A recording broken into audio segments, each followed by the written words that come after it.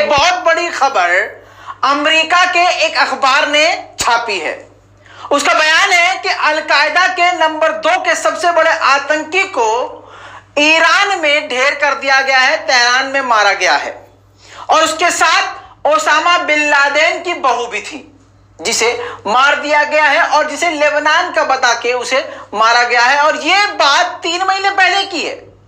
अब सोचने वाली बात यह है कि क्या यह सही है या गलत। तो दोस्तों, जैसा कि आप सभी जानते हैं, अमेरिका में डोनाल्ड ट्रंप बुरी तरह से हार रहे हैं और इसी बीच बौखलाहट में पहले ही एक ऐसा प्रोपेगेंडा रन करने की कोशिश कर चुके थे।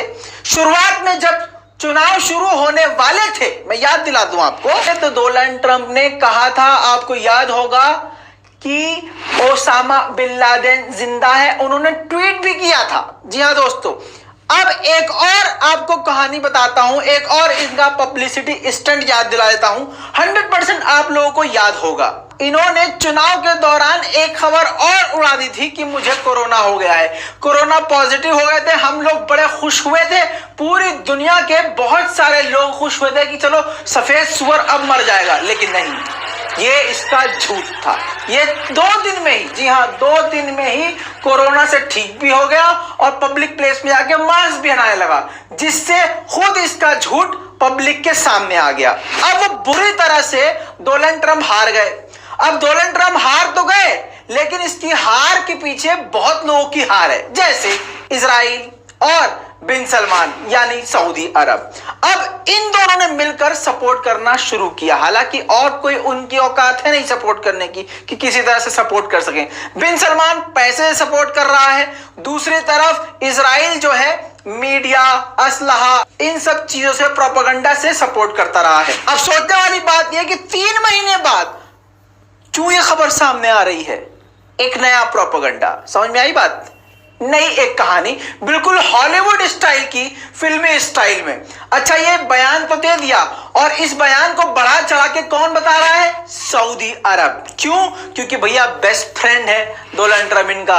अगर डोनाल्ड ट्रंप चले जाएंगे तो सऊदी की भी सरकार पलट सकती है, क्योंकि इसके काले कारनामे सारे खुल जाएंगे और सरकार पूरी तरह से पलट जाएगी। हथियार और मोटी इन्वेस्टमेंट करने वाला अमेरिका पीछे हट जाएगा। चलिए हम मान लेते हैं कि अगर मार भी दिया, अभी ईरान का क्या कहना है इस पे मैं आपको बताऊंगा, लेकिन हम कहते हैं मार भी दिया, तो क्या इतने टाइम तक अमेरिकी मीडिया खामोश था?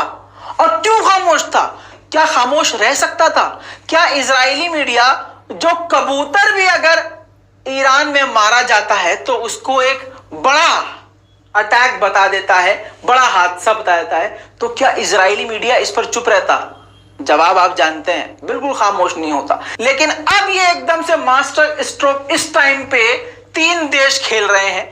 अमेरिका के कुछ मीडिया, सऊदी अरब और इजराइल प्रोपेगेंडा रन कर रहे हैं ताकि डोनाल्ड ट्रंप को, समझ रहे, तेल लगा सकें और चमका सकें उनको। अब ईरान ने साफ साफ कहा है कि ऐसा तो कुछ है ही नहीं, अल-कायदा क्या, कोई एक छोटा मोटा आतंकी भी हमारे देश में मारा नहीं गया है, और ये सफेद झूठ है। और हॉलीवुड की कहानी की तरह ये एक हॉलीवुड स्टाइल में, बिल्कुल एक्शन स्टाइल में पेश किया जा रहा है, जो एक सफेद झूठ है। और मैं आपको बता दूं, अमेरिका के काफी सारे मीडिया और बहुत सारे सोशल एक्टिविस्ट इस बात को झूठ बता रहे हैं, और सभी डोनाल्ड ट्रंप के खिलाफ के जो लोग हैं वो सभी जानते हैं कि ये सिर्फ इनका एक प्रोपेगेंडा है कि किसी भी तरह से दुनिया का समर्थन मिल सके और अपनी इज्जत बताई जा सके। वरना डोनाल्ड ट्रंप वो आदमी जो एक एक बारीक मुद्दा भी नहीं छोड़ रहा था कि किसी भी तरह से अपने पूरे कार्यकाल में ईरान को नीचा दिखा सके, तो क्या वो 3 महीने तक इतनी बड़ी बात पेट में छुपा के चुप रहता? नहीं रहता। तो दोस्तों, कैसी लगी आपको ये रिपोर्ट, और आपका इस खबर के बारे में क्या कहना है, क्या सोचना है, नीचे कमेंट में जरूर लिखिएगा। ये लाल बटन दबा के चैनल सब्सक्राइब कर लीजिएगा भैया। डोनाल्ड ट्रंप जैसे मत बनो, साथ दो, सब्सक्राइब करो और मजा लो। जय हिंद।